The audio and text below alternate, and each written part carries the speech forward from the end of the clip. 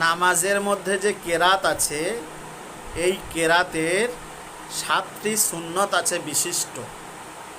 এই সুন্নতগুলো জানা দরকার আছে। প্রথম নম্বর সুন্নাত হচ্ছে আউযু বিল্লাহি মিনাশ শাইতানির রাজিম পড়া। দ্বিতীয় নম্বর সুন্নাত হচ্ছে বিসমিল্লাহির রহমানির রহিম পড়া। আর তৃতীয় নম্বর সুন্নাত হচ্ছে সূরা ফাতিহার শেষে আমিনটা আস্তে বলা। চতুর্থ নম্বর সুন্নাত হচ্ছে নামাজের কেরাত সুন্নত মুআফিক পড়া। সুন্নত মুআফিক বলতে এর মধ্যে 1 নম্বর হচ্ছে তেওয়ালে মুফাসসাল, সূরা হুজুরাত থেকে নিয়ে সূরা বুরুজ পর্যন্ত ফজরের নামাজে এবং জোহরের নামাজে কেরাত পড়া। সূরা হুজুরাত হচ্ছে 26 পারায় আর বুরুজ হচ্ছে 30 পারায়। আচ্ছা, ওয়াস-সামাই ওয়াত-তারিক, সূরা তারিকটা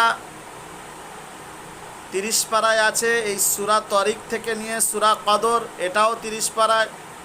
তাহলে সূরা তারিক থেকে নিয়ে সূরা কদর পর্যন্ত আসর নামাজে এবং এশার নামাজে কেরাত পড়া, এটাকে বলা হয় আওসাতে মুফাসসাল।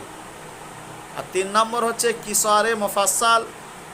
লাম ইয়াকুনিল লাযীনা কাফারু মিন আহলিল কিতাবি ওয়াল মুশরিকিনা মুনফাক্কিনা হাত্তা তাতিয়াহুমুল বায়্যিনাত। এই সূরা থেকে নিয়ে আর সূরা নাস পর্যন্ত শুধুমাত্র মাগরিব নামাজে কেরাত পড়া, ফরজ নামাজে। তবে মাঝে মাঝে কোরআন শরীফের বিভিন্ন জায়গায় থেকে পড়া ভালো, যেহেতু কোরআন শরীফ ইয়াদ হবে তোমার, এবং যেগুলো ইয়াদ করেছেন সেগুলো মুখস্থ থাকবে। ফাকরাউ মা তায়াসসারা মিনাল কুরআন, আল্লাহ তাআলা বললেন তোমাদের যেখানে সহজ হয় কোরআন শরীফের মধ্যে সেখান থেকে তোমরা নামাজের মধ্যে কেরাত পড়তে পারো, এতে অসুবিধা নাই। আর এটি পাবেন হেদায়াতুল কোরআনের 8 খণ্ডে 25 পৃষ্ঠায়।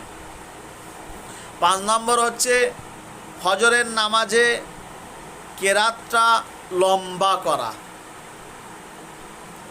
6 নম্বর হচ্ছে কোরআন শরীফ তাড়াতাড়ি না পড়া আর খুব ধীর গতিতে কেরাত করে না পড়া, মধ্যম গতি অবলম্বন করা। আর 7 নম্বর হচ্ছে নামাজের